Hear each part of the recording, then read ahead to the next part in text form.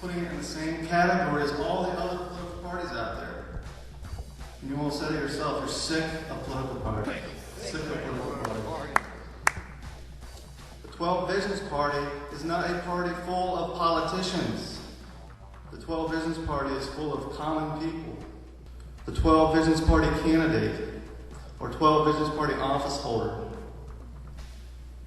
is a person who says, or has said, I don't really want to run for office, but if I have to, I will. NTR. Neothink Radio Network.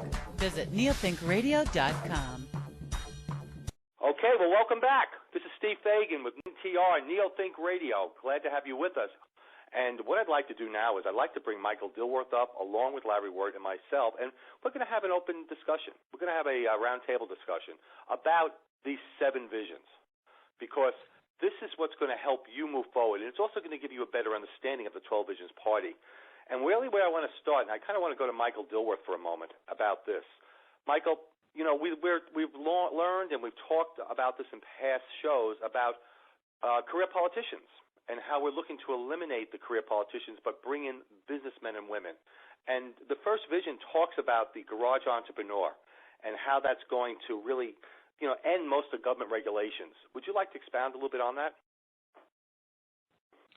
Yes, absolutely. That's really the main point behind the visions, is that don't even think of it as market businessmen and women.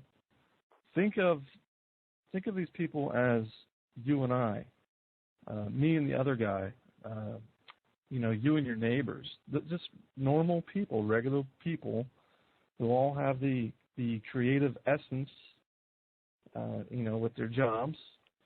They are going to create, and they're going to be able to take their skills and take it to the marketplace and not have any regulations holding them back. Right now, we have this dynamic, or this dichotomy, so to say, in the United States and actually in the world, where there's this relationship between business and politicians. I should say businessmen and women and politicians. Basically, it's a business-politician relationship, which is really one of the scourges, main parts of the scourges of society. It's where businesses fund and back politicians through lobbying and other means to get legislation passed that benefits them, and also to get government contracts and government subsidies and so forth. And really what it ends up being is you have what are called free market businessmen and women who are out there. All they're wanting to do is create money, or not create money, but create and make money and make a better, you know, life for themselves and their family, and actually add to humanity. And then on the other hand, you have these business people who are trying to, I'm going to go ahead and say it, they're parasites. And they're parasites because they're using the government to basically mooch off of the taxpayers and the power of the people to benefit themselves. And that's what's going to change. With the Prime Law Amendment, those 7 campaign visions that Larry talked about, those things are going to take off like you would not believe.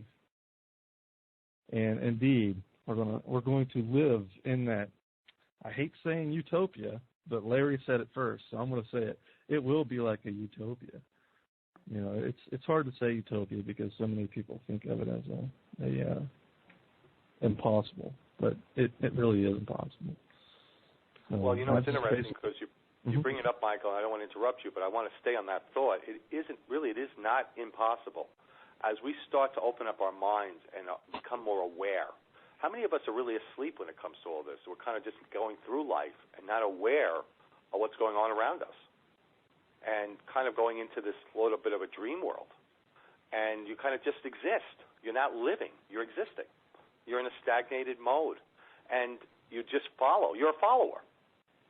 And really what we're saying is open up your eyes. Look around. Look what's happening around you. Look around your state. Look around the national government. Look around what's going on around the world. Is it really effective? I mean, where are we?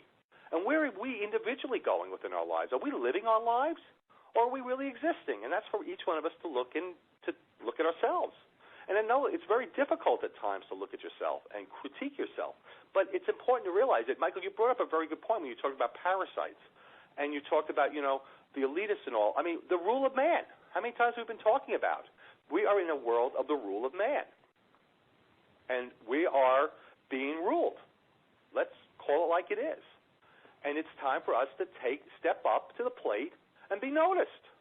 But we have to be aware. We have to start using our minds. We have to start reading. We have to start volunteering, getting out there, not being safe, in the safe place. We have to get out of our comfort zones. And it takes work. It takes perseverance and fortitude. But when you start moving forward, and many, many of us start moving forward together, that that utopia world is there.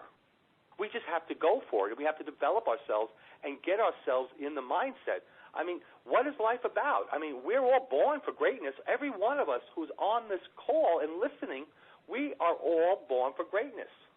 And what we have to do is we need to work harder and harder on each one of ourselves and understand that life is about developing. We need to be developing ourselves and improving ourselves. That's why we're living. So it's important, and we're offering this opportunity for all of us by understanding the 12 Visions Party.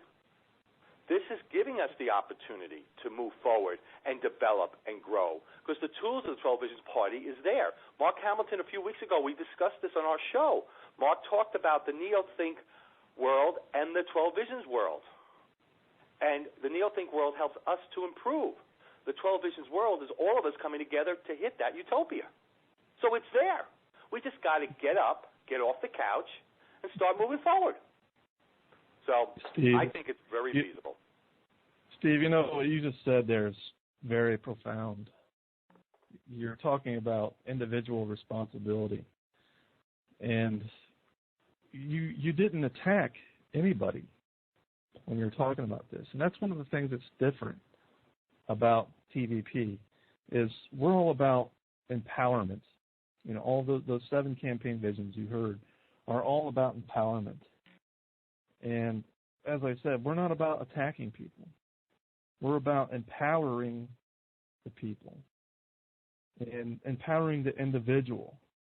So you're rarely ever going to hear us talk about the bad guys out there, the ruling class. When we say the ruling class and the rule of man, you know what we're talking about. We don't need to go any further.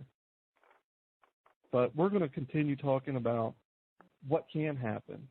And it's those 7 campaign visions that Larry talked about. Those things can happen.